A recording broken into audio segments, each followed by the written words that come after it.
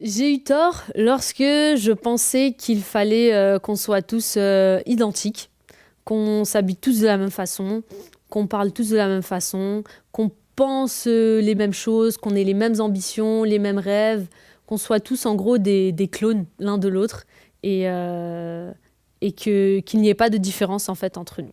Donc je me suis rendu compte que j'avais tort parce que quand j'étais plus jeune, donc quand j'étais adolescente, j'étais dans un collège dans le quartier dans lequel j'habitais.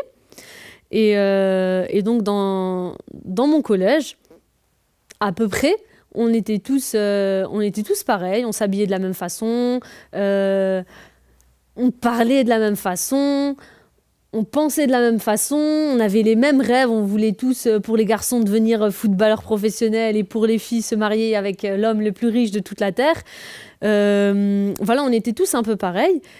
Et malgré qu'on venait tous, peut-être on avait tous des origines culturelles différentes, on pensait tous quand même de la même façon, on parlait de la même façon, on se conformait un petit peu aux règles, on va dire, qui régnaient dans le groupe. S'il fallait s'habiller avec le jogging dans les chaussettes, on s'habillait avec le jogging dans les chaussettes et pas à l'extérieur des chaussettes.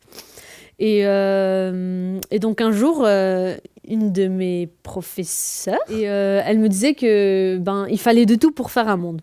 Sur le coup, ça a pas sonné dans ma tête, mais c'est seulement quelques années plus tard que je me suis rendu compte qu'en fait, ce qu'elle a dit, c'est vrai.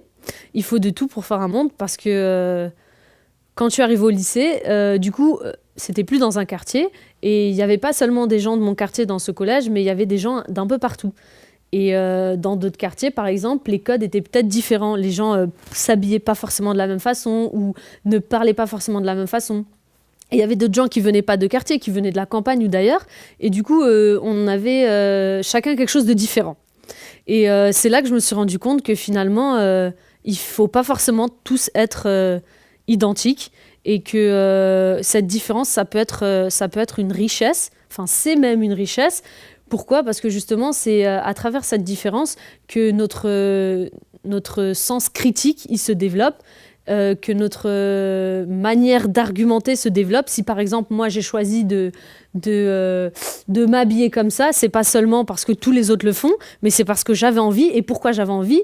Et je commence à réfléchir à ces questions-là. Ouais, pourquoi j'avais envie de mettre ci, ou pourquoi ça, ou pourquoi j'ai envie de penser comme ça.